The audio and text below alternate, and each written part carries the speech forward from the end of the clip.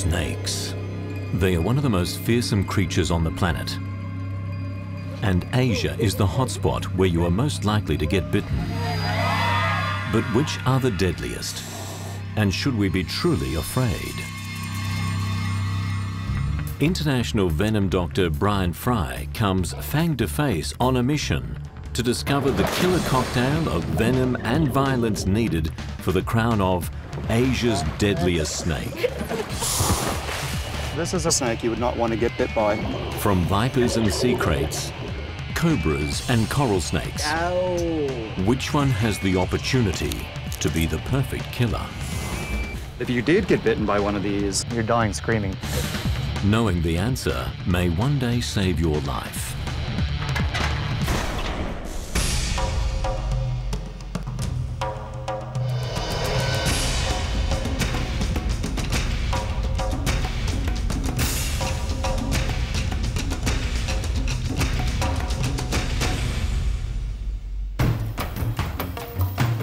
Bryan Fry is one of the world's leading venom experts. Where most of us would flee, he deliberately seeks out danger. What a little beauty. He studies scorpions, jellyfish, and dragons. But his passion is one of nature's most lethal reptiles, snakes.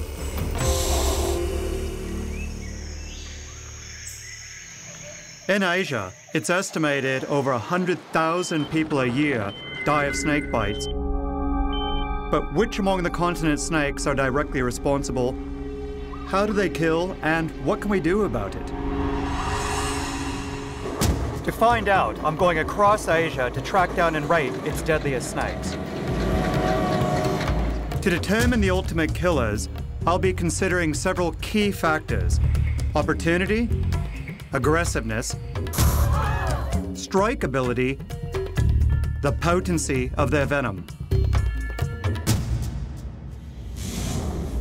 My first candidate is the reticulated python. It's the longest and one of the world's most powerful snakes.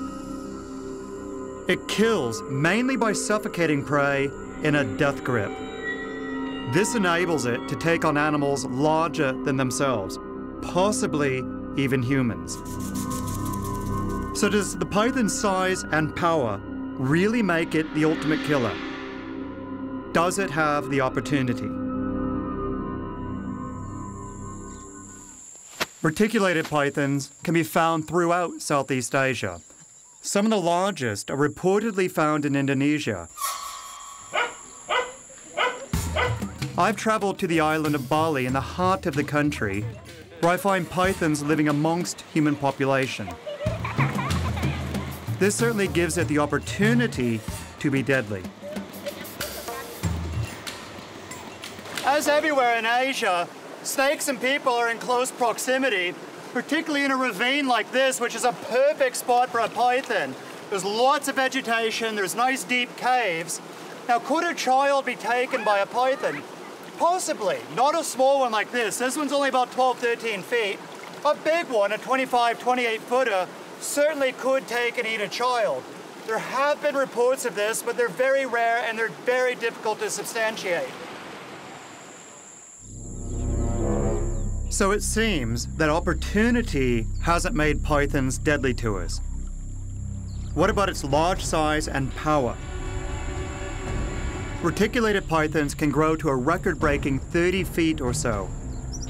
Such a big snake can be much more of a handful than the one I saw by the river. But they're rare these days. European demand for their skins alone sees some hundreds of thousands killed per year. These days, the only sure place to find a big one is in the zoo. He's a little bit grumpy today. I would love to see one this big in the wild, but most of the ones that we're going to find on this island are going to be much smaller, probably around 3 to 4 meters or 12 to 14 feet. Ones this big, you'd have to go to some of the islands like Sumatra to still find ones like this. Obviously, the python has the aggression to be a threat, but the danger of facing a big one is slim. But what about its mythical ability to constrict and swallow a human being whole? Ron Lilly, aka the Snake Man of Bali, is frequently called out to catch threatening pythons. Eleanor Carter called him when she discovered a serial cat killer in her house. It was about 4:30 a.m., I think, and I found the snake stretched across my dining room floor, staring at my two full-grown cats who seemed to be quite mesmerized by the python and about to become breakfast. A month earlier, one of the neighbor's cats was not so lucky and was found constricted before the snake was chased away. This X-ray shows what the cat could have looked like if the python had the chance to swallow it. It's clear that the bones aren't broken, just squeezed. Without breaking any bones, it seems unlikely that even the largest python could make an adult human fit. Gotcha. In fact, we're more deadly to them than they are to us. There's some handbag material on there. If somebody killed it, they know that there's a market. There's a market for the meat. They can certainly take the skin off and sell that. So how much would a skin from this fetch? For the local people, I guess it's probably in the range of $4 or $5. You're kidding me. But that's a lot of money. That's a week's wages for some people here. Well, good. I'm glad you got it. Everybody around the whole neighborhood is glad that I got that too. Particularly the cat owners? Yeah, yeah. In Bali, I discovered that, by and large, people got on with pythons. There's even a meeting of snake enthusiasts every Sunday where the public is invited to get to know the snakes. Some pythons are even placid enough to be held by children. It's fascinating that each individual has a different temperament, just like us. All in all, pythons are really only at the beginning of our deadly scale. That's because, although they have the size, crushing ability, and opportunity, they rarely attack people. And they lack a key chemical weapon that some snakes have perfected: venom.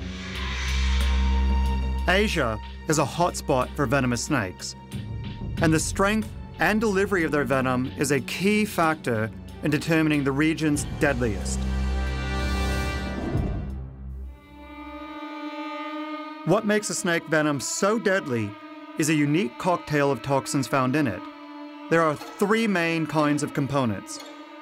Hemotoxins cause blood clots and unstoppable bleeding. You could bleed to death or even have heart failure. Cytotoxins destroy flesh, which is why some people have amputations after being bitten. Neurotoxins attack the nervous system. Like nerve agents in chemical warfare, they stop breathing through lethal paralysis. Snakes combine these different types of toxins in deadly combinations, aimed to incapacitate a victim long enough so they can be eaten.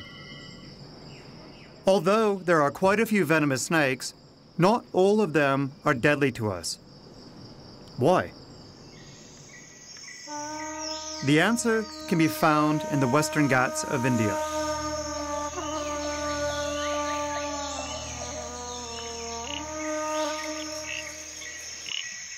Covered in dripping wet rainforest, this region is a haven for frogs. And where there are frogs, there are frog-eating snakes.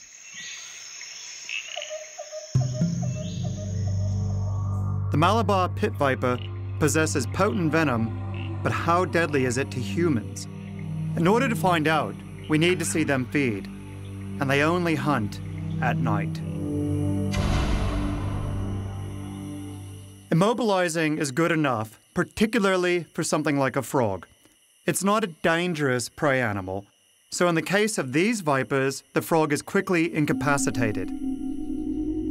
What this demonstrates is that a snake's venom is prey-specific. For the Malayan Pit Viper, the type and small amount of venom it delivers is deadly to frogs, but not to humans. At worst, its bite will give you painful swelling or a bruise. So for the rest of my search for Asia's deadliest snake, I'm looking for candidates whose venom is toxic enough and delivered in large enough amounts to kill a human being. Like a murder detective, I'll also look out for other deadly clues, like a suspect's aggressiveness, opportunity, and the means to strike in one deadly blow.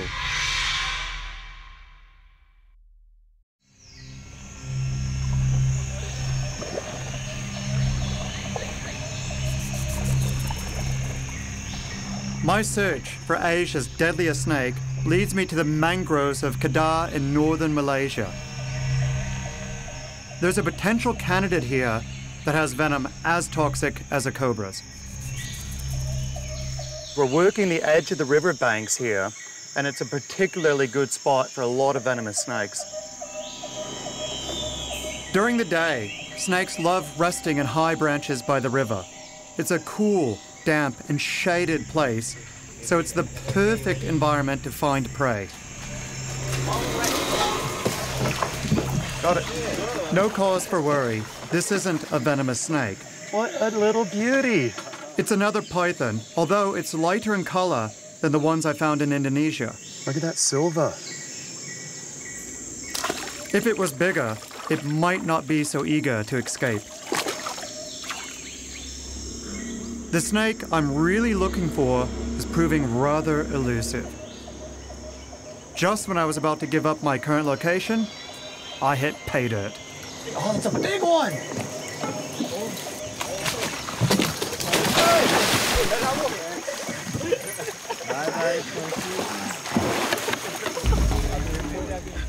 The mangrove snake.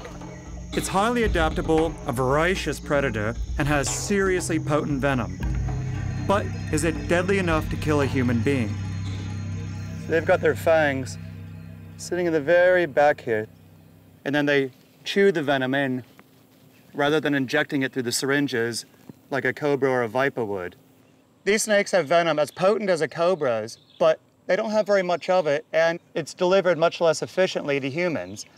What they do is they live at the edge of the branches and wait for birds. And because of that, their venom has been evolutionarily selected to be much more potent on birds than it is on mammals. I've had several bites by this kind of snake, and what they do is they give you a splitting headache, and they can affect your balance a little bit, makes you a bit giddy. So if I want to find Asia's deadliest snake, I'm going to have to look elsewhere. My deadly quest leads me further into Malaysia, to a famous Taoist temple on the island of Penang. Aptly called the Snake Temple, it was established over 190 years ago at a time when there was only jungle around it. There's a member of the congregation here armed not just with a venom that can cause heart failure, but with another formidable weapon. The Temple Viper. It so enjoyed the shelter given by the Snake Temple that it's made it its permanent home. Besides its toxic venom, part of the Temple Viper's deadliness is due to the surveillance intelligence it gains from the two special pits on either side of its nose. They're sensitive organs that detect heat.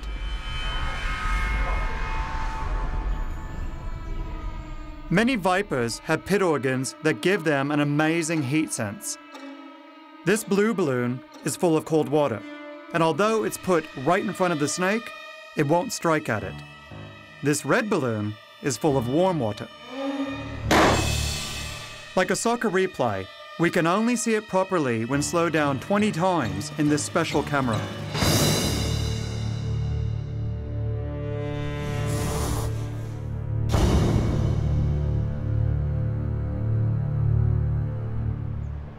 But is the Temple Viper's heat-sensing ability and toxic venom deadly to the Snake Temple visitors? To find out, I seek out the temple's chief custodian, Limeng Sun. So have tourists ever been bitten here? Yes. Previously, there was no sign because twice as tourists got bitten by the snake when it touched. Okay. That's why we put up the sign. And what happened to them? They went to the hospital. Okay. And they were okay? Yeah, okay. Did they lose their finger? No. You might not die, but you'd be in so much pain you'd wish you would die just to end it. Just kill me. So even with its deadly abilities, it seems that the Temple Viper may not be a man killer. The only way to be absolutely certain is to see it feed.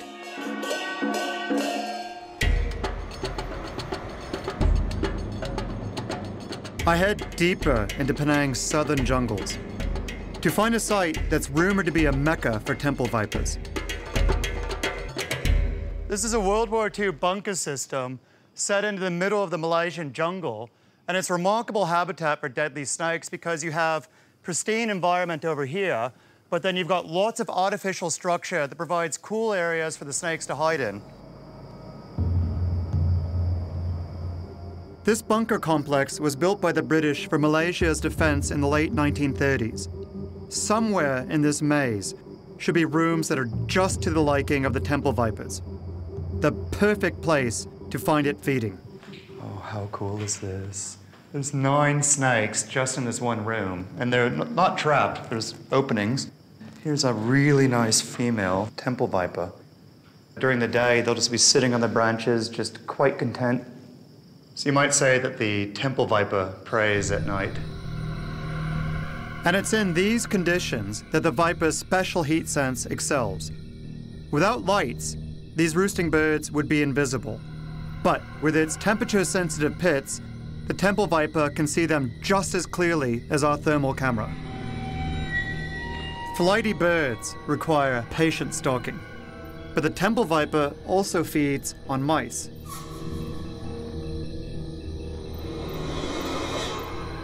The temple viper's venom causes blood clotting and heart failure.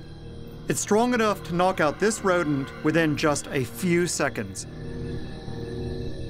Hot-blooded mammal and cold-blooded killer are seen clearly contrasted. How cool is that? He's using those very long fangs to just walk along the mouse, swallowing it head first. She's trying to figure out what I am because I'm a huge heat signature to her. I just want to stay nice and calm so she doesn't think that I'm a predator. So, where does the temple viper fit in the scales of deadliness? It has large forward-mounted fangs that could penetrate deep into human flesh. Its blood-curdling venom causes clots and internal bleeding with a screamingly painful bite. But because it releases only a moderate amount of venom and is geared towards prey like tiny rodents and birds, it will affect your breathing, but probably won't kill you, unless you had a weak heart. In fact, extracts of temple viper venom containing neurotoxins are being used in anti-wrinkle cream. My search for Asia's deadliest snake has not been entirely straightforward. Sometimes I even get sidetracked.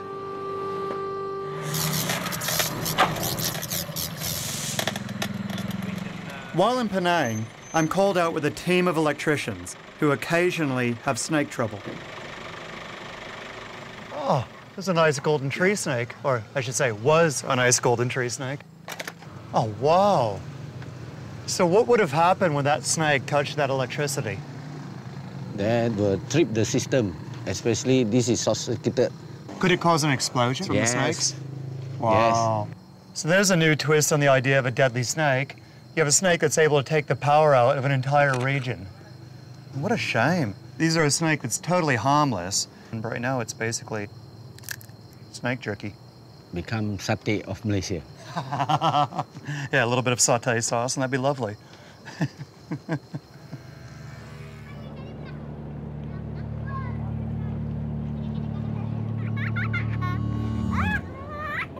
Some of Asia's deadliest snakes are found not on land, but at sea.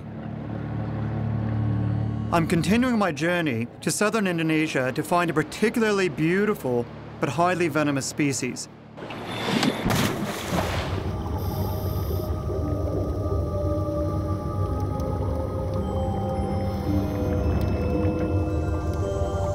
I've found that standing on my head, looking into cracks, is the best way to catch up with this snake.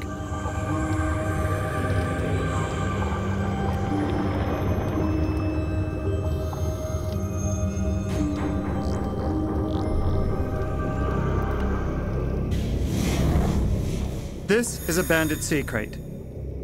It has tiny fangs, but is armed with neurotoxic venom more powerful than a cobra's. We know it's deadly to humans because fishermen have been killed removing them from nets. The sea crate hunts for fish around coral reefs.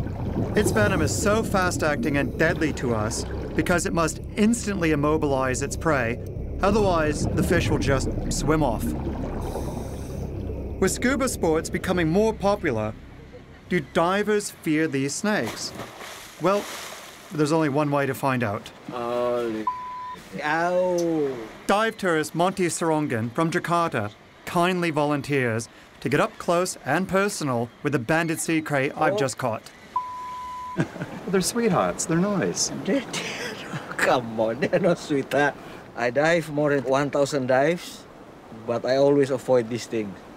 They're very nicely tempered. See, they're not even trying to bite. Oh, God. So is this the first time you've ever held a snake? Yes, it's the first time. Last time? No, don't say that. I didn't mean it that way.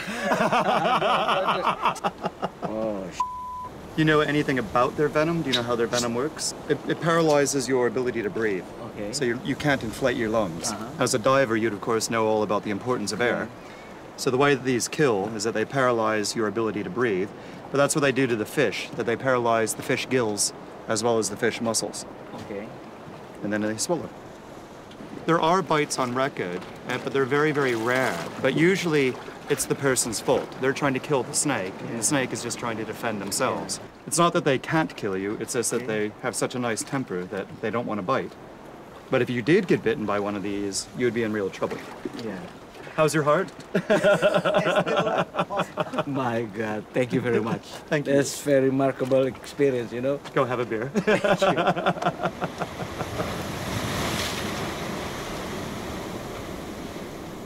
The Bandit Sea Crate has another deadly trick up its sleeve. It can come back onto land. In fact, it has to in order to breed. This puts it in direct contact with people, giving it the opportunity to kill.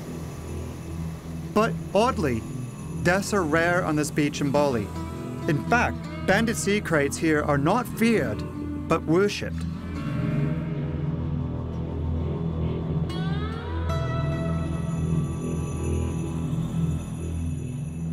In the Bali Hindu religion, the sea crates have a central place. One of the kings has a sea crate as a belt. And it's of no coincidence that you find them in places like this. This is a perfect place for a sea crate.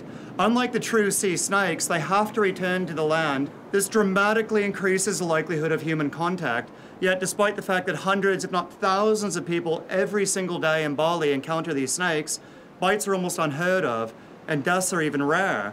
That's because they have such a sweet, gentle personality. And it's a good illustration how the concept of deadliness has to include the relative personality of the animal itself.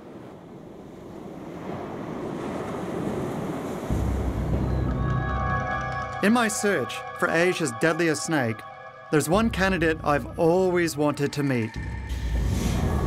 The fatally beautiful blue coral snake. It's been a dream of mine for over 10 years to find and milk the venom of a blue coral snake in the wild. They reportedly have the longest venom glands of any snake, with the potential to deliver lethal quantities of toxin. On reputation alone, the snake's near the top of my list, but I've got to be sure. They live in leaf litter and under mossy bark. And occasionally sightings are reported when gardeners clean up the mess from fallen trees in places such as golf courses. I never realized how good golf buggies were for finding deadly snakes. They're ideal for my equipment and my clubs. The number 6 snake hook and the number 9 tongs. You can see so much from the open cart, and with my snaking caddy Ewan, I set out for what should be a good round. False alarm over the water obstacle. It was only a monitor lizard. And then we thought we saw something glisten in the grass. The method of capture we use is fast and designed to be the least stressful for the snake. Oh, yeah. Oh, that is a stunner. To milk the blue coral snake's venom, I need to be careful not to get bitten while putting only light pressure on it. Oh, look at that. Oh, no. Oh, that is frightening. That is so much more venom than I expected. I suspect it's going to be stupidly toxic. I have a feeling this is going to be one of the most toxic venoms I've ever studied. The main danger of this snake is that in addition to having lots of venom, we know it's really toxic because people have died from it, and there's no antivenom. There is absolutely no treatment for this snake. Oh, this is so a snake you would not want to get bit by. Symptoms from a bite with this kind of snake, it's going to be the classic neurotoxic, where it's going to paralyze your diaphragm. If you can't move your diaphragm muscle, that's the one that inflates your lungs. No diaphragm, no lungs, no air, no oxygen, no life. Besides finding the deadly blue coral snake in the wild, my other biggest dream is to study its infamous venom glands. At the Raffles Museum in Singapore, I get my chance. Curator Kelvin Lim invites me behind the scenes to dissect one of their preserved specimens and discover its deadly secrets. It's a very rare snake, so it's going to be a very unusual animal to find. Who would see this in Singapore, and where would they be seeing it? Members of the public, Okay. people who go jogging in the forest parks. And they know this snake? Yeah, it's a very beautiful snake, so it's hard to miss if you do see one.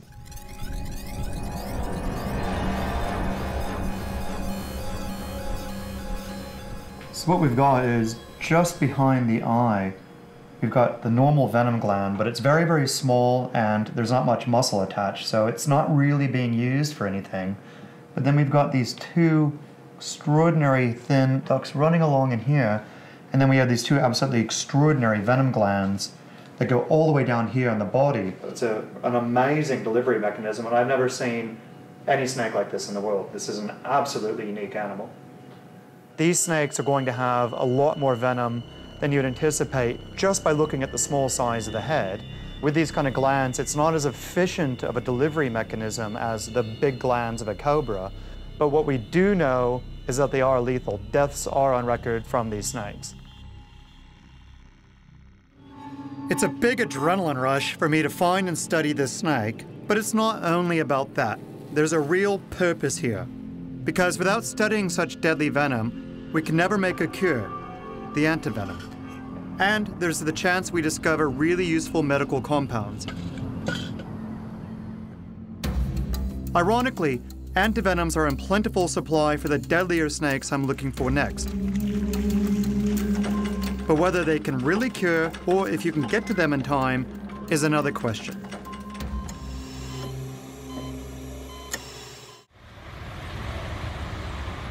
Some of the snakes we've seen so far, they have some of the combination of arsenal versus opportunity, but not quite there.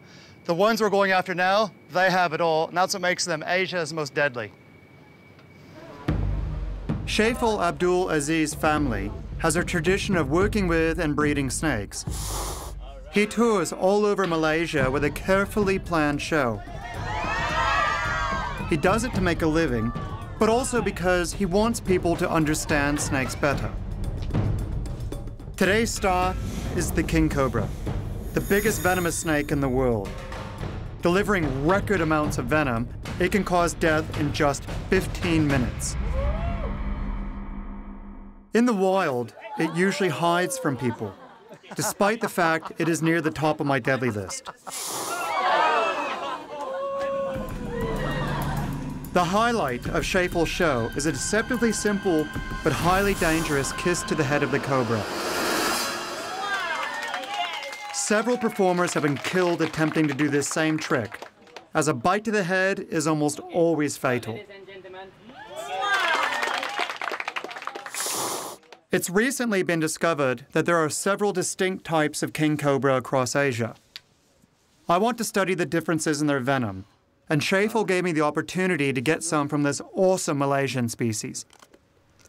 The lethal dose for a king cobra is probably somewhere between 30 and 50 milligrams on the human. In one milking here, we got about 15 to 18 times the amount that it would take to kill one person. Because we've learned that there are several distinct species of king cobra, it's possible that a study of the venom from each species will produce new insights into why venom varies, and possibly into new compounds useful to medicine. Sadly, these magnificent snakes are under threat in all areas of Asia. But in the southwest of India, at the Agumbi Rainforest Reserve, the king cobras are still king. My guide Gowrie took me there to see the work being carried out at the reserve's research station. It hopes to help the king cobras and humans live side by side. The researchers have put minute radio tracking tags into 2 adult king cobras in order to learn how they roam within the rainforest. The devices weigh a mere 25 grams, which does not hinder a nearly 10-foot-long snake. This is why we came to the Agumbi rainforest. It's for beautiful creatures like this. I don't know who's more entranced, me with her or her with me. We're not taking our eyes off each other, and she's following my every movement. See, look how reactive she is. King cobras are extraordinarily common in this area, more so than pretty much anywhere else I've been, to the point of where they're getting snake call-outs here about once every day and a half, 2 days, which is extraordinary.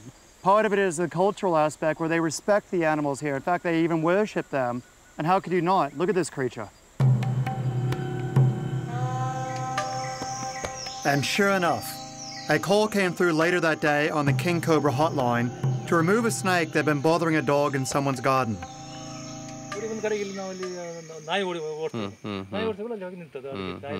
Oh, nayi bandittu. Our friend says the snake came through that forest there, and he was very close to the house, and the dogs started chasing him. Dog with a death wish. No. Here it is. Oh, it's a good size one. Whoa, whoa. I'll get it. Yeah, yeah. Get the bagger. Whoa, that's huge. Can I put it? Yeah, that's good. That's easy.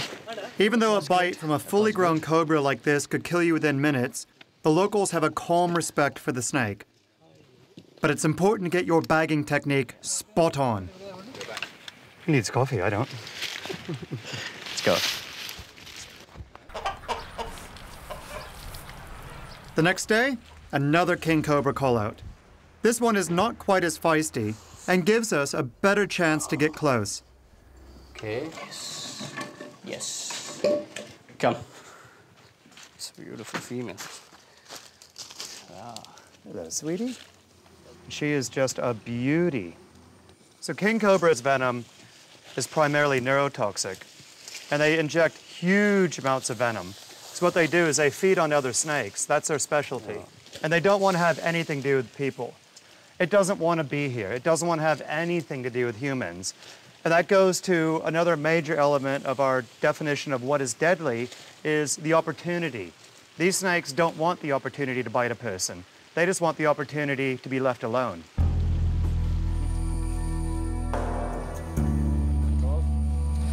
There he goes. There he goes. Look at that. Wow.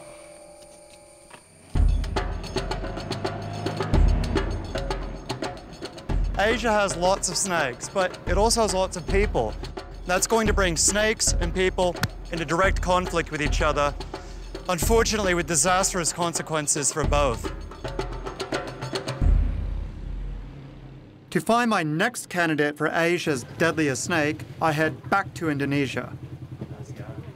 I'm after a snake whose venomous bite cripples agricultural workers, especially coffee and tea pickers who spend long hours in the plantations.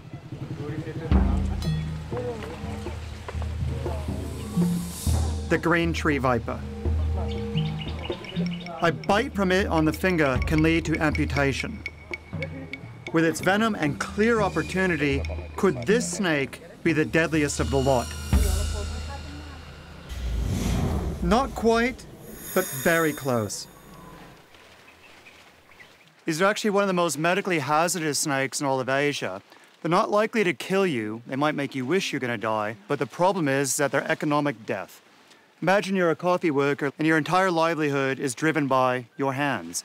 Your hands swell up like a surgical glove for 2 months during peak harvest season. You're not going to be able to work, and you're probably going to lose your job. That's the major problem with these snakes. So it shows that deadliness is more than just the ability to kill. It's very easy for people to be bitten by these snakes because you can't see it. They've got a counter shading where they're dark green on the top, but then bright lime green underneath. Now imagine a leaf with the sunlight coming down. A leaf's going to be dark on the top and bright colored on the bottom. They fit in just perfect. And they're just sitting there waiting. So someone won't see when they reach in. They're just going to think it's another branch, reach in and grab a coffee bean, bang. Often people are going to be bitten when they're at this kind of height. So in addition to hand bites, you could have a very dangerous bite to the face or the throat because it's able to enter the bloodstream much faster in a more concentrated wave of venom, as well as something like swelling up the throat and the person can't breathe. The mortality is low with these animals, but the morbidity, the injury, is very, very high. Collectively, the green tree vipers account for more snake bites than any other kind of snake in all of Asia. Unfortunately for the Malaysian plantation workers, the green tree viper is not the deadliest viper that calls their workplace home. One of the areas where people and snakes really come in contact is in palm oil plantations like this. And the snake involved is the Malayan Pit Viper. And now we're getting really serious. The Malayan Pit Viper. It has extremely potent venom that causes internal bleeding. This snake also has two other key factors that make it Asia's fourth deadliest snake: opportunity and a really nasty attitude. In northern Malaysia, it's responsible for hundreds of snake bites annually, some leading to death. The way that Malayan pit vipers get their prey is that they sit right at the edge of game trails and then just wait. They're the venomous equivalent of a landmine. They just sit there waiting, waiting, waiting, waiting, bang! And then just explode up. Like other pit vipers, it has this ability to see your heat, just like this camera.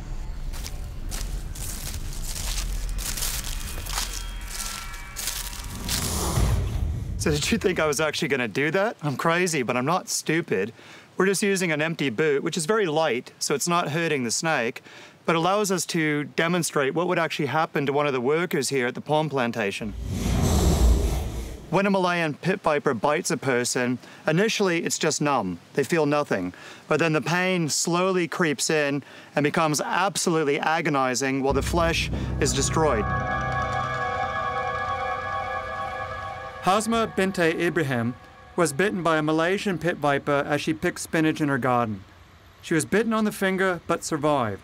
Very painful. I feel like numbness. Then my hand was swollen, and after 1 month, my finger became dark. Hasma had to have further operations to straighten her withered finger and has lasting damage 20 years later. Can you bend it? Not completely bent. Hasma's wound confirmed my view that non-lethal bites can still cause years of trouble. But those of deadlier snakes are more horrific still. In Chennai, India, I was again on their trail. In order to understand snake bite, you need to understand the local culture. And the only way to understand the local culture is to go there and live it. And hope you survive the driving.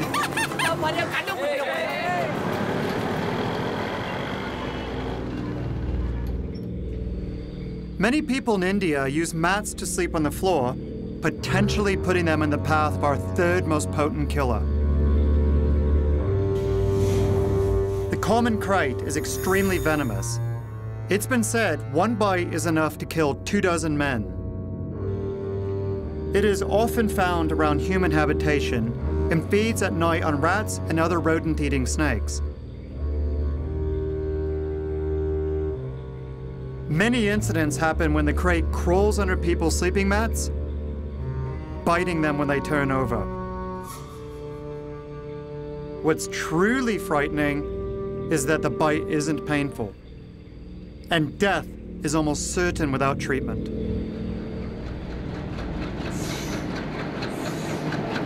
The common crate may be one of nature's ultimate silent killers, but it's got nothing on the final deadly snakes on my list.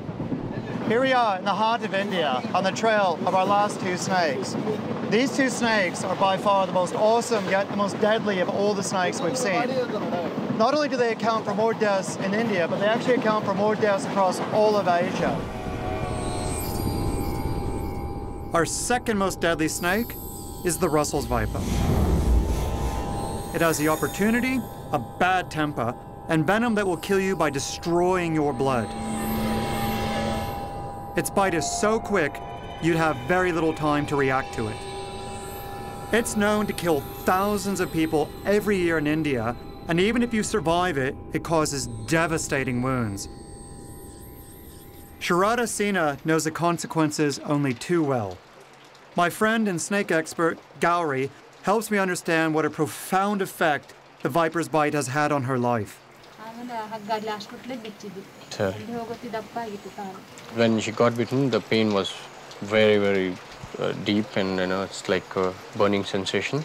She was really scared, and she thought she's going to lose her life. She was worried about the family, who will look after them, and what happens if she dies,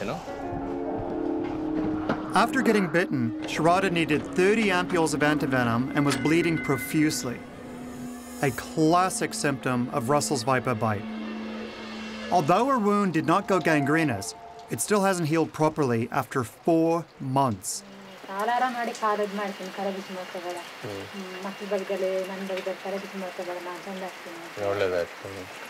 If it doesn't heal or doesn't help her in any way, she'll lose her life. She'll commit suicide, and she'll ask her husband to kill her. Which, of course, he won't listen to. He won't. That's the great thing here, and he says, no, I will make sure that you'll be okay. So this is a Raffles viper. In the Indian subcontinent, this is by far the most medically important snake. The only reason it's not our top snake is because it has a fairly restricted range. But in India, this is the problem animal. Here, nobody likes a Raffles viper. And for good reason, too. They hang out in leaf litter around palm oil plantations and other agriculture uses, and that's where most of the bites are occurring. And what happens is that it has an absolutely devastating effect on the blood chemistry. So unlike the cobras, which affect the nerves, these guys are taking out your blood.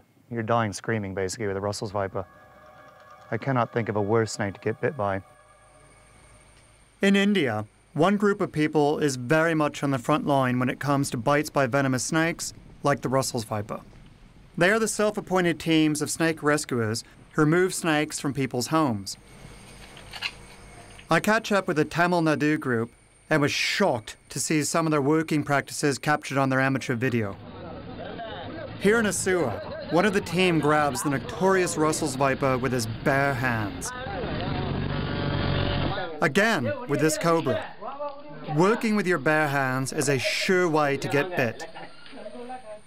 I decided to take part in their training with professional herpetologist Jerry Martin, who's been working with snakes in India all his life.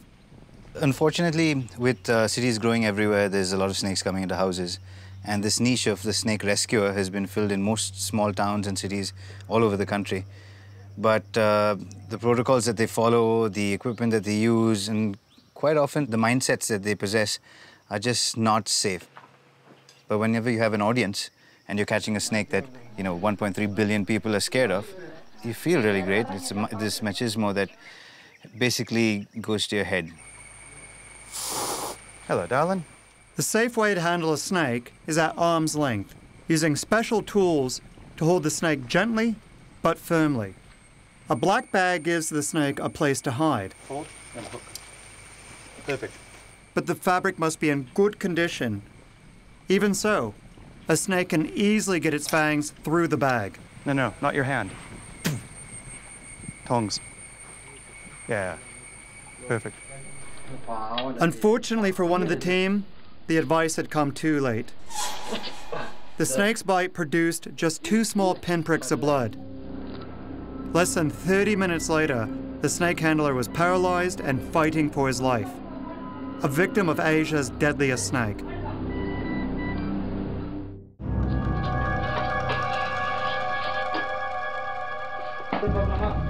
Robin Bernard, bitten by Asia's #1 killer snake, soon starts vomiting and feeling short of breath. His friend rushes him to the hospital on the back of a motorbike. I was drowsy or something. I even felt the smell in my mouth. I tasted the venom. At the first or second minute, I felt I'm losing my eyesight. It was all flashy thing. The bus headed towards us was all white. That's because your pupils were relaxing, and then that meant more light was coming in. Because when you die, your pupils don't get small, they actually get big. Robin loses consciousness as the cobra's neurotoxin cripples his ability to breathe. Somehow, even though he is dying, he holds onto the bike. I just said, oh, please don't stop the bike. Rushed towards the hospital. Weaving through the traffic, they reach the hospital in record time. Nearly 30 vials of antivenom are used to negate the snake bite's effects. After 4 to 5 hours, I gained my conscious. I saw my wife and child over there. I answered them, I'll be back, don't worry. Robin was bitten by a spectacled cobra. Its venom contains a powerful neurotoxin mixed together with a cytotoxin that destroys flesh. Paralysis and death may result in under an hour. Though lucky to survive, Robin has drastic damage to the hand where the spectacled cobra bit him over a month ago. It's still not certain if he will keep his hand. And it reinforces why bites from the most deadly snakes are life-altering even if you survive. How do you feel about it now, where an animal that you've tried to rescue has almost killed you? No anger. It's the nature of the snake to bite. If there's one person who knows spectacled cobras all too well, it's snake expert Ron Whitaker. I went to meet him and the snakes in his garden. Didn't see any snakes though. No, I didn't see anything, but it looks like a good spot. Yeah. Nearly 40 years ago, Ron pioneered antivenom production in India together with the rural people of Tamil Nadu. Big cobra, that'd be what, a 2-meter animal or even longer. That's big. Cobra, cobra. Oh, there we go.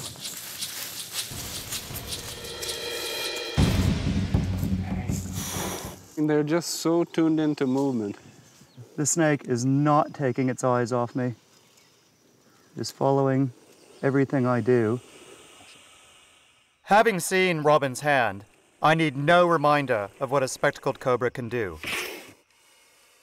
But it's obvious this snake is wary of me too. The whole point of the cobra's hood is warning. So on the back of it, there's these false eye spots that make it look like it literally has eyes in the back of its head. While on the front of it, there's also false eye spots that make it look like it's a very, very large head. So they're trying to make themselves look big and intimidating. So the cobras really have it all. They have big fangs, big venom yields, very, very potent venom, and also the opportunity. They're extremely common around people's houses because of all the rodents. If you leave a lot of refuge around, you're going to have a cobra problem. So taking all the variables into account, the cobra, is the deadliest snake in Asia. Every year across Asia, snakes from the cobra genus killed tens of thousands of people. And yet, perhaps with simple awareness, many of these bites would never happen. People would just carry a flashlight at night. It's ridiculous to say, oh, they should wear footwear. In India, it's not going to happen. Yeah. These are people who work in a wet rice field. Give me a break. Who wears footwear? Just keep piles of bricks and piles of tiles and stuff away from your place. That's going to attract snakes. Though it's the deadliest snake in Asia, in India, the spectacled cobra is a religious icon and protected by law.